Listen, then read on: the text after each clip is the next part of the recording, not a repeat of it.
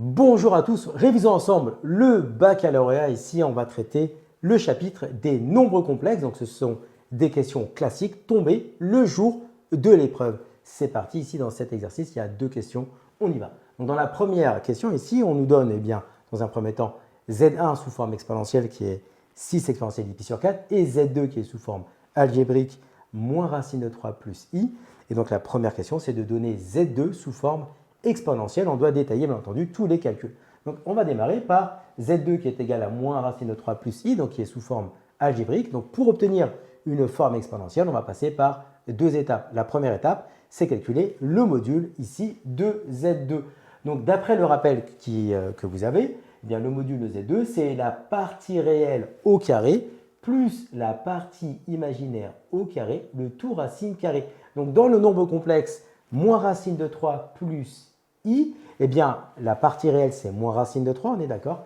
Et la partie imaginaire, c'est 1. Vous ne mettez pas de i dans la partie imaginaire.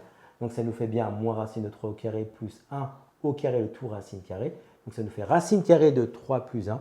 Donc, c'est racine carrée de 4. Donc, autrement dit, le module de Z2 est égal à 2. Une fois qu'on a obtenu le module de Z2, on va calculer un argument du nombre complexe Z2. Donc, pour calculer un nombre complexe, l'argument d'un nombre complexe, on va utiliser ce système. Cosinus θ est toujours égal à la partie réelle de notre nombre complexe, ici en l'occurrence Z2 sur le module de Z2, alors que pour obtenir sinus de θ, eh bien, c'est partie imaginaire de Z2 sur module de Z2. À l'aide de ce système, on va pouvoir obtenir θ ici qui est notre argument. Donc on a cosinus θ qui est égal à moins racine de 3 sur 2, parce que la partie réelle, on a dit que c'était moins racine de 3, le module c'est 2.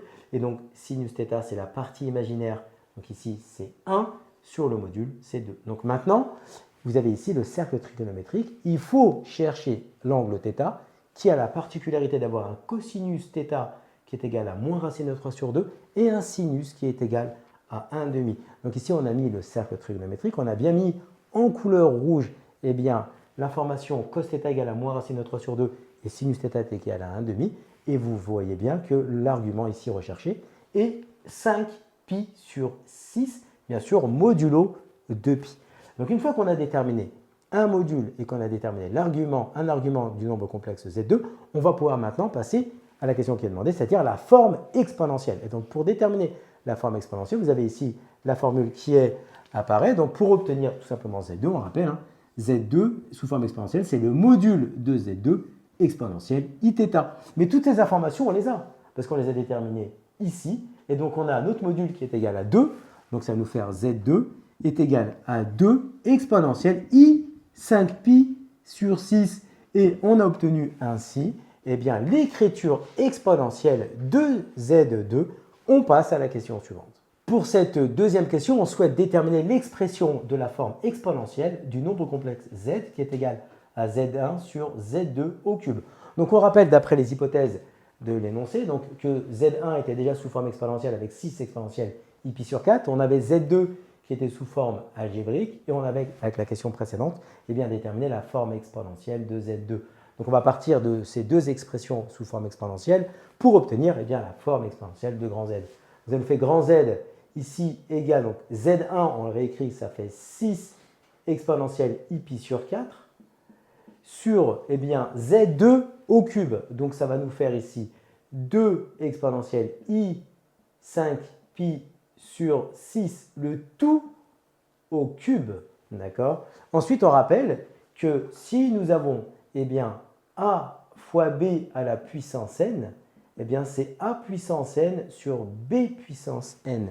Donc en fait, ici, ça nous fait z égale, donc au numérateur, ça reste inchangé, donc 6 exponentielle pi sur 4.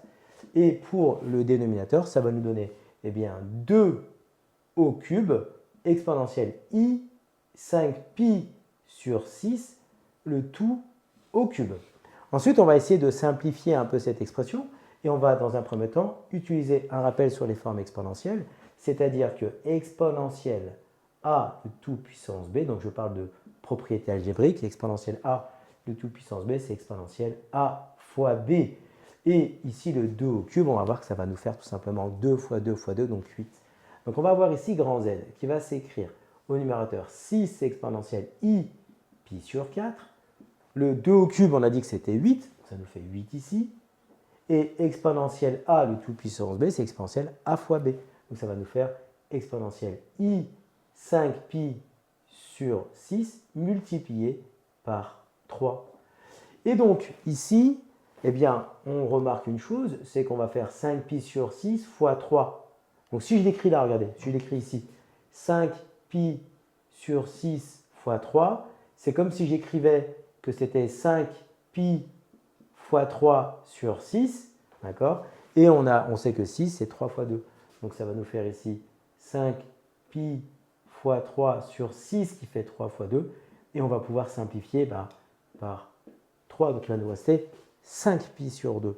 Donc en fait, ici, on va l'écrire en dessous. Eh bien, grand Z s'écrit 6 exponentielle i pi sur 4 et 8 ici exponentielle i 5 pi sur 2.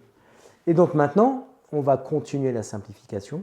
Et donc déjà, on va pouvoir écrire cette écriture complexe sous la forme 6 huitièmes qu'on va simplifier fois exponentielle i pi sur 4 sur exponentielle i 5 pi sur 2.